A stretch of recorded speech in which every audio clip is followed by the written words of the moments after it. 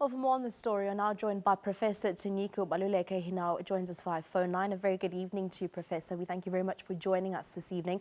Well, we've seen more and more of these services doing the rounds on social media and also to some extent casting pressure on government as well as the CRL Rights Commission to give a response and intervene. What do you make of the initial response that has been given to this incident?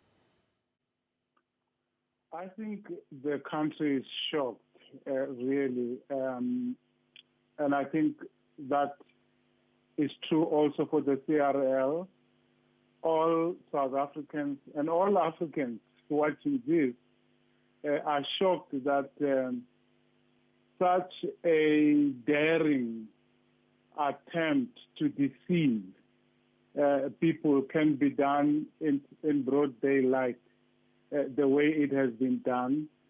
It is nothing but psychological deception. In fact, I think this is fraud.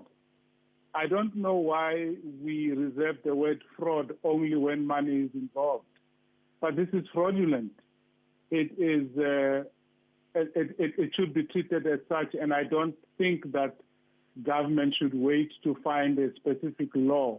In other words, the police should begin investigating and act accordingly.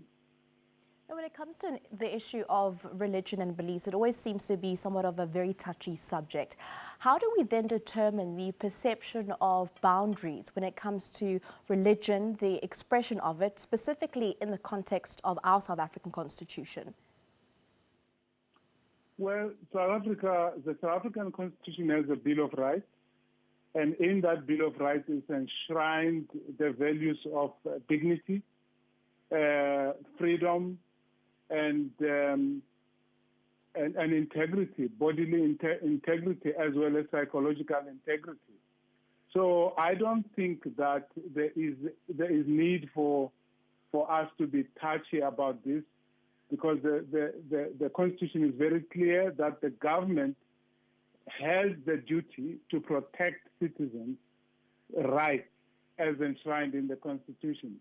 And my sense is that the dignity of citizens' rights is being attacked here, and there is no need, I think, for us to be splitting hairs about whether this is right or wrong, whether government should act or not act. Because if we continue to do this, one will have to ask whether it matters who the victims are, because I have seen this government and this society spring to action, sometimes quick, depending on who the victim is.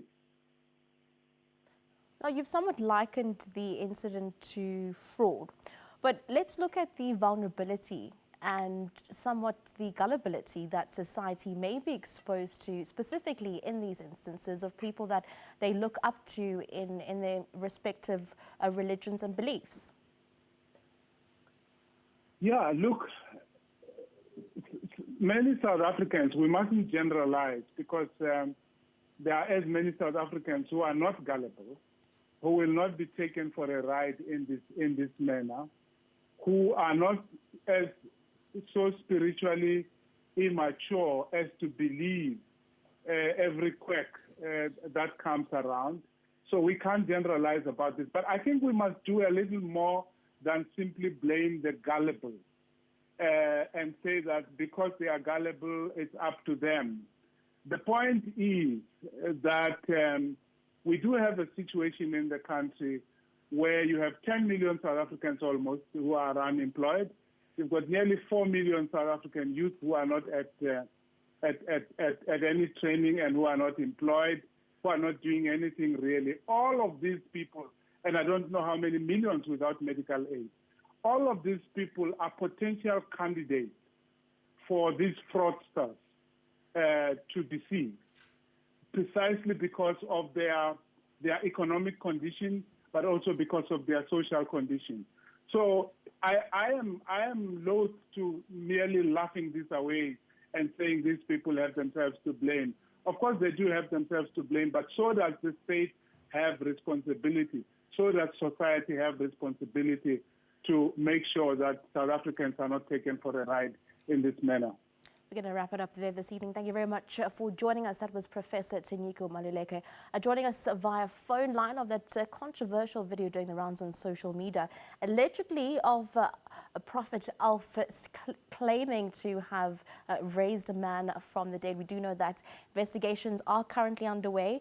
SABC has tried to contact the church. They have not got an official response. They were also denied entry and access onto the premises, as well as 2 funeral parlours also distancing themselves from the situation. We'll continue to keep you updated on that. And some other news.